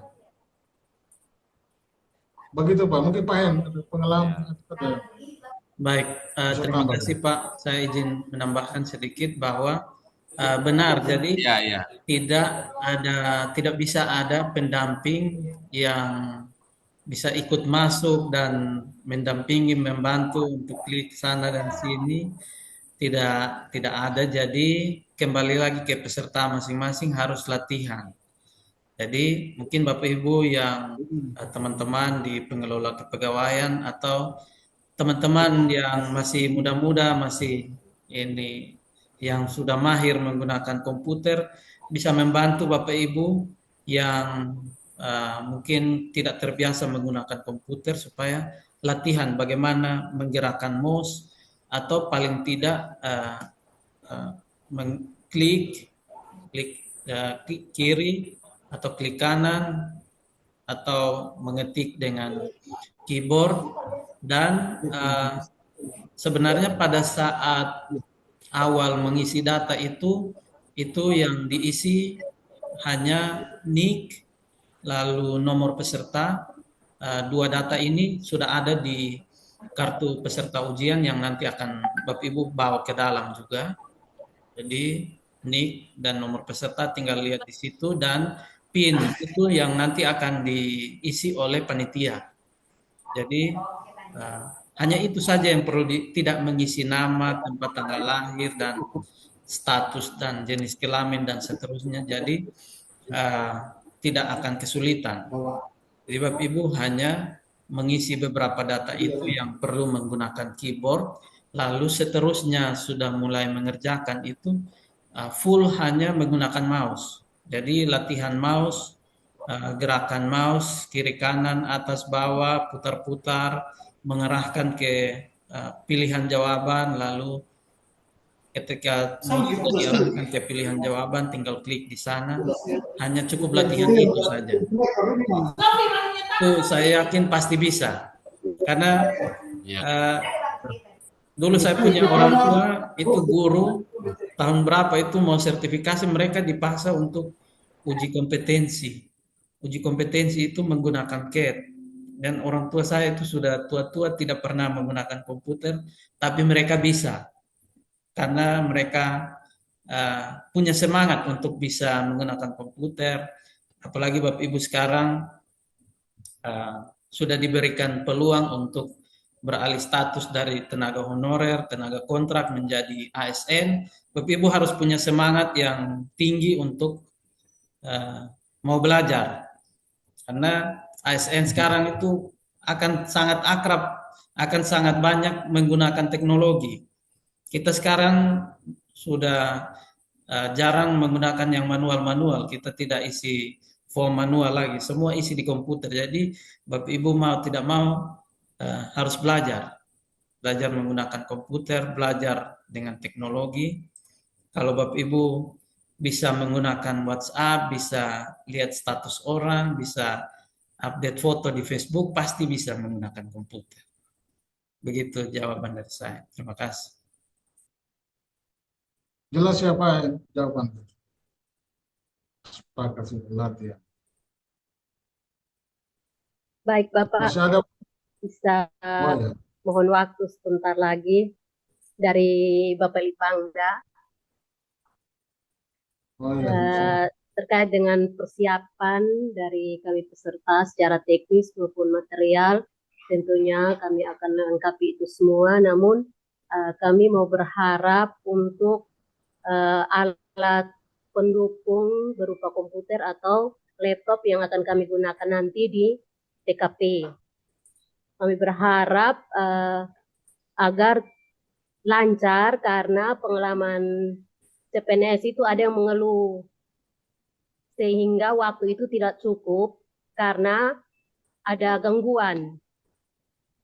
Perangkatnya bisa off saat kita sedang mengerjakan atau gangguan lain, sehingga kita kehilangan waktu di situ. Apalagi kita ini kan P3K, tidak sebugar yang baru lulus atau CPNS. Jadi kami berharap mungkin dengan nolaknya kami juga, kami berharap komputer atau laptop yang akan kami gunakan juga itu dapat mendukung kami. Mungkin itu saja, terima kasih. Itu Pak yang langsung menjawab. Baik, terima kasih Ibu Desi dari Bapelitbangda. Memang nanti ketika Bapak Ibu sudah masuk di dalam ruangan ujian itu bahkan kami dari BKD Provinsi pun tidak bisa masuk ke dalam. Jadi semua perangkat dan semua panitia yang ada di dalam ruangan ujian itu semua dari BKN, dari panitia pusat. Jadi terkait dengan peralatan itu juga dari panitia pusat yang menyediakan. Lalu kalaupun nanti ketika saat tes itu Bapak Ibu mengalami kendala seperti yang disampaikan pengalaman waktu CPNS itu waktunya tidak akan terputus, waktunya tidak akan terbuang. Jadi ketika Bapak Ibu mengalami error itu di sisa waktu 1 jam misalnya, ketika Bapak Ibu Bapak Ibu nanti akan difasilitasi pindah perangkat misalnya. Dipindah ke perangkat lain, itu waktu Bapak Ibu masuk lagi, itu waktunya akan mulai 1 jam itu. Jadi waktu tidak akan terbuang. Mungkin kalau ada yang bercerita bahwa waktu yang terbuang itu kami juga ragu-ragu karena setahu kami bahwa ketika suatu perangkat ada masalah itu waktu akan berhenti di situ dan walaupun pindah perangkat waktu akan start dari waktu awal dia mengalami kendala itu. Jadi waktu tidak akan terbuang. Bapak Ibu jangan khawatir waktu akan terbuang. Mungkin begitu dari saya Pak Bos. Baik Bapak, terima kasih atas Ya. penjelasannya. Kalau masih ada pertanyaan lagi atau sudah cukup? Izin Pak Goris, mungkin saya lihat di kolom chat ini Oh, ya. ada yang bertanya, Ibu Anike dari Dinas Kelautan, pada saat simulasi, apa kita bisa tahu nomor berapa yang benar, berapa yang salah? Nah, itu Tadi sudah. tidak bisa. Jawabannya tidak bisa. Kita tidak bisa tahu, kita jawab nomor 5 misalnya, itu jawaban benar atau salah. Jadi, jawaban dan hasilnya akan muncul di terakhir setelah selesai. Gitu.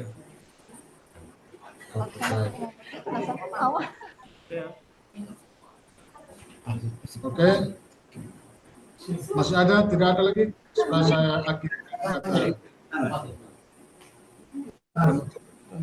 Oke, kalau tidak ada lagi, yang pertama kami simpulkan lagi ya. Jadi Izin SP3K Pak, ini ada dari TD mau bertanya. silakan. Selamat sore. Sore. Selamat sore Pak. Ini saya bertanya sedikit tentang berpakaian yang dipakai nanti. Contoh apakah lengan panjang atau lengan pendek Pak? Itu saja yang saya tanya Pak. Mungkin Pak Hen bisa menjawab. Ya, itu nanti Pak lihat kembali di pengumuman ya Pak. Kalau tidak salah pasti sama dengan CPNS. Itu baju kemeja lengan panjang, lalu celana hitam kain untuk laki-laki. Celana hitam kain panjang. Saya kira aturannya tidak berubah, pasti sama dengan CPNS kemarin. Baik. Jadi sudah jelas Pak. Jadi terkait berpakaian itu perhatikan lagi pengumuman. Ya. Sepatu harus hitam.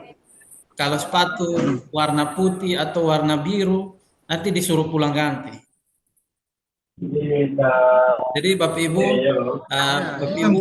mohon perhatikan baik-baik ini pengumuman ketentuan berpakaian karena itu ini sangat ketat. Ketentuan berpakaian itu sangat ketat supaya Bapak Ibu jangan ada kendala sebelum ujian, nanti Bapak Ibu harus pulang ganti dan seterusnya. Dan yang berikut ini Bapak Ibu harus datang 1,5 jam sebelum mulai ujian. Jadi kalau di jadwal yang di Bapak Ibu itu ujiannya jam 10, Bapak Ibu datang dari 8:30. Karena sebelum ujian itu ada arahan-arahan tertentu, ada registrasi peserta, lalu ada penitipan barang, ada pengarahan, dan banyak kegiatan sebelum itu. Jadi Bapak Ibu kalau bisa datang itu 1,5 jam sebelum jadwal ujian, supaya jangan terburu-buru. Oke, tidak ada lagi kan? Ini dari Dinas Sosial ada angkat tangan. Ya, Baik, selamat sore Bapak. Dari Ada Bapak Asis. Perwakilan Dinas Sosial mau bertanya sedikit. Tadi dijelaskan bahwa nanti untuk penilaian tidak ada pasang grade. Jadi kami mau bertanya yang sementara beredar di media massa bahwa untuk P3K itu nanti ada setelah kami lulus itu ada yang kerjanya full time dan paruh waktu. Itu bagaimana tanggapan dari BKD Provinsi NTT? Terima kasih. Baik, Pak yang saya jawab. Ya, Baik Ibu, jadi silakan. yang pertama sebenarnya kami batasi ruang lingkup kami ini hanya apa ya, coaching terkait persiapan tes saja. Jadi kami memang tidak mau membahas soal passing grade, tidak membahas soal nanti paruh waktu full time apalah dan sebagainya. Tapi itu sudah ada aturan mekanisme sudah ada. Tinggal yang seperti apa yang Bapak Ibu peroleh informasi dari luar, ya mungkin seperti itu saja. Tapi pada kesempatan ini kami batasi diri hanya membahas ke soal, hanya mempersiapkan Bapak Ibu teman-teman semua untuk hadapi tes yang akan datang. Itu penting. Jadi mohon maaf Ibu Sat, tidak menjawab itu, nanti itu bisa searching saya, pasti informasi itu ada. Tapi tujuan kami kali ini mendorong atau supaya teman-teman bisa memberikan hasil yang terbaik. Sehingga dampaknya tadi, seperti yang tadi Ibu sampaikan tadi, jangan sampai Ibu masuk kelompok paruh waktu lagi. Itu sudah. Ya, makanya kami tidak mau bahas itu nanti. Tapi yang prioritas kami adalah bagaimana Bapak Ibu bisa mengikuti tes secara baik. Siap diri mental secara baik, memiliki tips atau trik untuk menjawab pertanyaan-pertanyaan dengan baik dan bagaimana mengoperasikan komputer nanti dengan baik. Itu yang penting. Bapak, Jelas terima ya? kasih. Ya. Halo, selamat sore. Sore, Sore Pak, saya bisa bertanya sedikit Pak? silakan. Dari mana? Ya ini kan saya dari daratan Sumba. Kami tesnya jatuh tanggal iya. 8. Apa setelah tanggal 8 itu tidak ada kegiatan lagi sehingga kami bisa pulang ke daerah asal kami untuk melanjutkan kegiatan kantor? Oh gitu. Ya selesai tes, selesai sudah, Bapak boleh pulang. Bisa pulang ya Pak ya? Ya. Oke baik. Terima kasih Pak. Ya, ya. Oke, kalau tidak ada saya simpulkan ya. Saya menyimpulkan dulu yang pertama. Yang harus Bapak Ibu ingat adalah siapkan mental secara baik. Jadi siap mental secara baik, kesehatan, fisik ya, supaya tidak mengalami gangguan pada saat tes nanti. Yang pertama, yang kedua, pahami tadi ya ada 4 jenis tes yang akan Bapak Ibu lewati. Yang pertama itu tes kompetensi bidang, kompetensi teknis. Tentu itu berkaitan, materi ujian itu berkaitan dengan jabatan Bapak Ibu saat ini. Oleh karena itu pulang rumah, karena ada juga mungkin yang belum tahu jabatannya sendiri. Jadi kenali jabatannya apa, uraian tugasnya apa, lalu peralatan-peralatan yang digunakan berkaitan dengan pekerjaan itu apa saja, lalu hubungan dengan pihak luar atau peralatan lainnya yang mendukung pekerjaan Bapak Ibu apa saja. Siapa tahu hal-hal itu mungkin muncul dalam pertanyaan nanti. Jadi kompetensi bidang ini 90 soal, kalau salah 0, benar 5. Jadi kalau Bapak Ibu tidak tahu sama sekali, sudah jawab saja, pilih saja. Siapa tahu tebakan Bapak Ibu benar. Jangan pernah meninggalkan jawaban tanpa menjawab. Usahakan semua jawaban dipilih, diklik. Lalu untuk 3 kompetensi lain, kompetensi manajerial dan sosial kultural, dan wawancara, ya apapun jawaban Bapak Ibu, pasti Bapak Ibu akan memperoleh nilai yang paling rendah sudah. Karena semua jawaban Bapak Ibu benar, hanya bobot yang berbeda itu. Lalu secara teknis tadi bagaimana Pak Hen sudah sampaikan. Jadi kalau teman-teman yang belum terlalu lincah menggunakan komputer, mouse dan keyboard khususnya, pulang rumah, pulanglah latih-latih elus mouse itu, ketik nama kah, ketik nomor induk kependudukan, menggunakan keyboard di PC itu. Jadi latih saja, karena tidak banyak hal yang harus, tidak banyak ketikan juga, hanya ketik nik, mungkin juga nanti nomor persetan, mungkin juga dengan apa namanya, token, bukan token. Apa supaya yang dua tuh? PIN, ya. Jadi lebih banyak klik. Jadi saran saya pulang rumah teman-teman latih menggunakan mouse. Klik supaya lebih to the point, lebih konkret masuk ke aplikasi kayak tadi yang link yang Pak Hen share tadi. Jadi itu bisa latihan, beri latihan. Lalu terakhir gunakan waktu secara efektif. Jangan buru-buru keluar juga supaya orang tahu bahwa kita pintar. Jangan juga. Sampai lebih banyak salah jawabannya daripada yang benar. Jadi gunakan waktu kalau memang dia 1,5 jam atau 130 menit, gunakan waktu 130 menit itu. Pastikan bahwa jawaban Bapak Ibu yang Bapak Ibu pilih adalah yang terbaik sehingga memberikan hasil yang terbaik. Jangan sampai tadi nanti kalau hasilnya buruk seperti yang Ibu dari Dinas Sosial sampaikan tadi, apakah yang masuk P3K full atau cuma pada waktu nanti. Tapi kami tidak bahas di sini. Target kami adalah teman-teman semua bisa memberikan yang terbaik untuk diri sendiri. Dan yang terakhir, kami mewakili atas nama pimpinan Bapak Kepala Badan Kepegawaian Daerah yang mengucapkan terima kasih karena atas partisipasi teman-teman semua yang telah mengikuti kegiatan ini, kegiatan spontan saja. Jadi sebelum tidak rencana, tetapi karena kita uji pengalaman dengan Dinas Pertanian, ternyata ada manfaatnya juga karena antusias honorer di sana juga cukup tinggi. Lalu kita diskusi dengan pimpin, apa salahnya kalau kita buat secara lebih luas lagi. Makanya pada hari ini kami buatkan Zoom ini. Lalu materi terkait tadi kalau memang belum tahu tugas jabatan itu saya sudah bagikan di kolom chat tadi, silakan download. Atau ada pertanyaan, kalau ada soal nanti mungkin saya bisa share lagi. Di YouTube itu ada banyak sekali.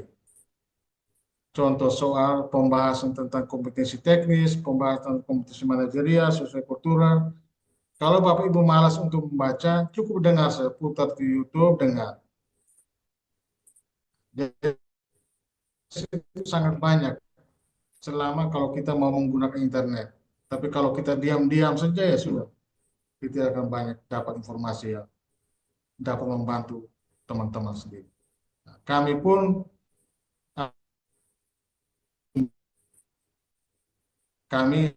mau atau memicu teman-teman punya semangat untuk mengikuti SP3K kali ini. Atau ada yang berprinsip ya kerja benar atau salah satu atau SP3K benar, itu kita tidak inginkan. Kami mau supaya teman-teman juga punya, oleh karena itu memberikan yang terbaik. Oke, kalau tidak ada pertanyaan, saya dan Pak Hen mohon pamit dan undur dari hadapan Bapak Ibu sekalian. Semoga Bapak Ibu sekalian bisa mencapai hasil yang maksimal pada tes P3K nanti. Selamat sore, sampai jumpa di kemudian hari. Oke, Belum. Terima kasih. Selamat siang. Terima kasih. Terima kasih Bapak.